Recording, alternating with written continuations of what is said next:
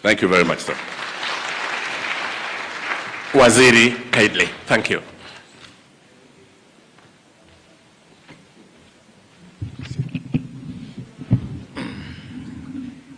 Thank you. Your Excellency, the President of the Republic of Kenya, Your Excellency, the Deputy President, Chairman, President of the Chamber, the Board of KNCCI, Chamber members, ladies and gentlemen. Your Excellency, I want to thank you yet again because of your continued commitment to our business and economic agenda. Your presence here today is yet another manifestation that what we told the people of this country, that the economy will be at the heart of our administration, is actually becoming a reality. All your trips that you have made out there are in the names of business. Even when you went to COP27 for the environment, I hear you are more interested about carbon trading than about the environment. Because the economy is really at the heart of your administration. And we want to thank you. And even here locally, I want to apologize because these people, Kiprono and myself, got here, we put you from one event to the other. We really apologize and we promise to do it again. Because we have to continue with this until people get to understand that really the economy is at the heart of this government. And I'm pleased to hear one of the young men who are presenting there talk about how they are going to contribute to the NSSF. It means that message of yours is getting somewhere. It may appear difficult, but tunashika. So just be patient with us. Tutaelewa tu pole pole. So just the same way you fed us on the bottom-up agenda until now it has become a national anthem. The Hustler Fund has become a national anthem. So even the other things we're trying to do, like mobilizing savings and organizing the bottom, tutaelewa. Like yourself, I'm a fan of the chamber. I've worked out there for close to a decade.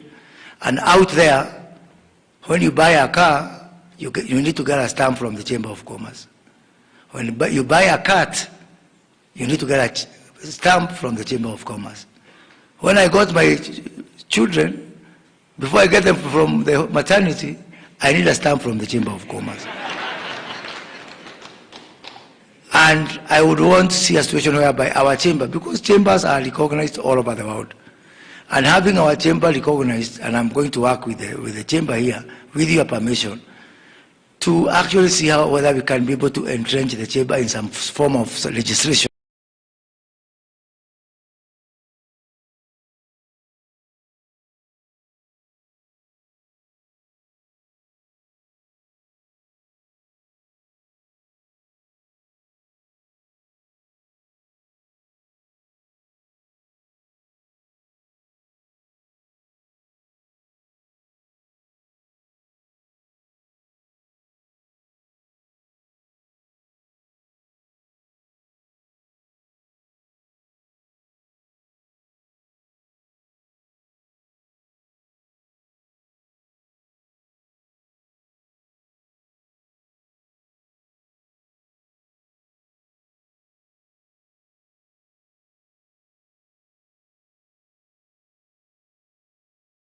We asked Kenyan women to tell us what they look for in a lotion. Leo tunaweka kwenye.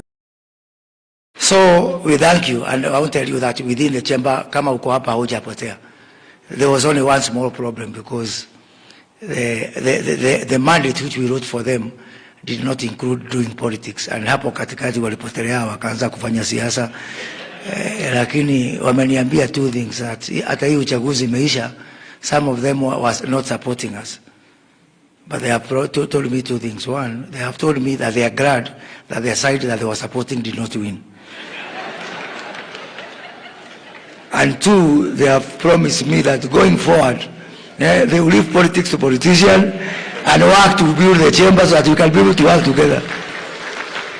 And I want to promise them that even us, as Kenya Kwanza government, we are not going to ask of you to do politics on our behalf. All we are going to ask of you is please manage business, help the SMEs, help to grow our export, help to grow our manufacturing. Our politics we can do for ourselves. The project of reforming the chamber that Trademark East Africa is undertaking to be able to organize the bottom is a shared agenda with our government. My ministry is involved in that particular initiative. I want to thank Trademark East Africa who are here. Ahmed Farah, we've had many meetings, Mr. Ngati, and I want to say that that project has got the full support of the government of Kenya to reform, to register every SME. Because we keep on arguing. The other day, we had having a meeting with yourself, Your Excellency, with KRA, and one, Dr. David D, said we have got 4 million SMEs. But the enterprises registered for VAT are close to 300,000. And I want to see a situation whereby after we are done with this project of digitization of the chamber, we actually donate that list and become an agent, a partner of KRA, because we are going to do everything possible to improve the business environment.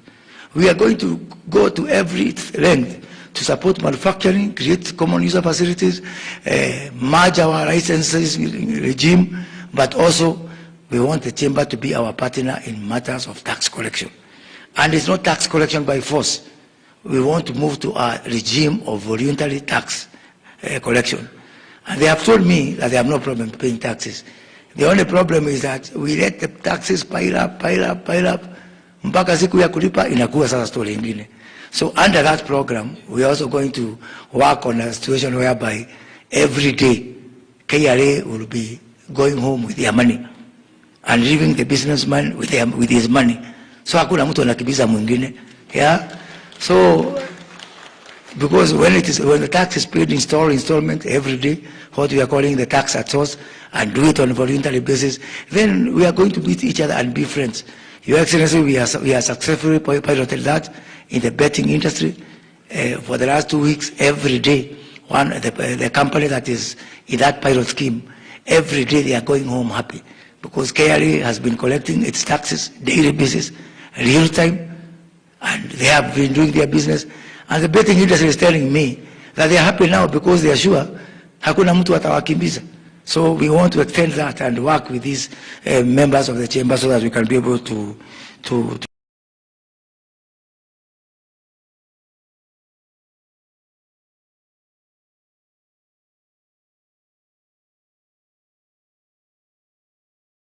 reform that. Export-led growth is another of our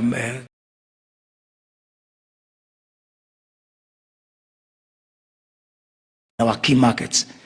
We are going to build warehouses in Johannesburg, in Cape Town.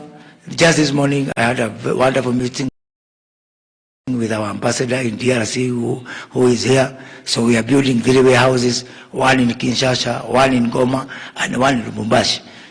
What that means, even if you don't know any customer in DRC, just come to our warehouses, place your goods there, using e-commerce and other techniques.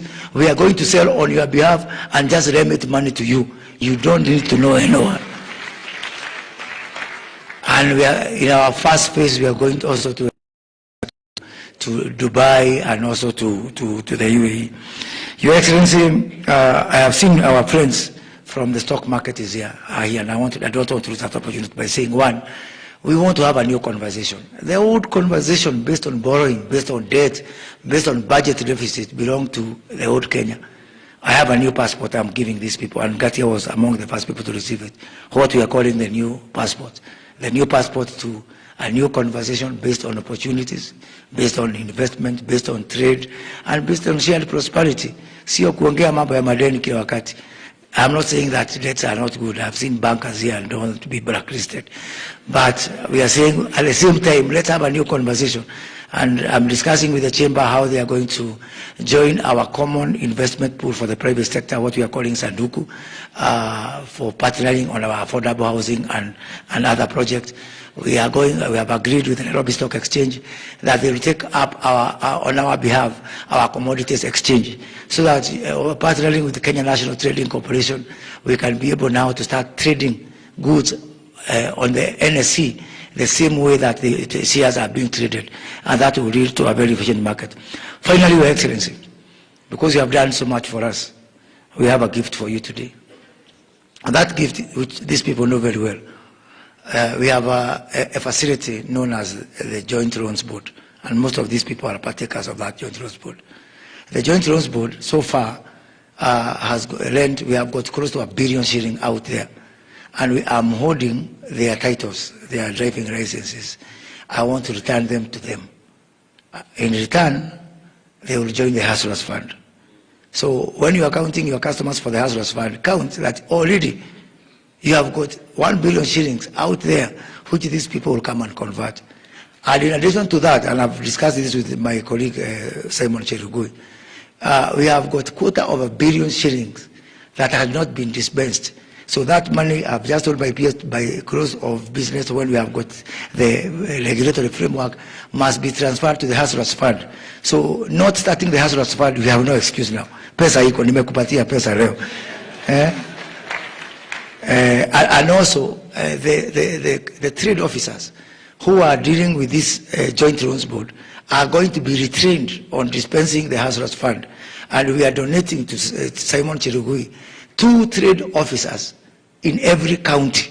Each county will have 2 trade officers, already they are on government payroll, and they'll be the nucleus of the people who will be working with the chamber and with our SMEs to give them the education and the training they require to make the Hustler Fund a success.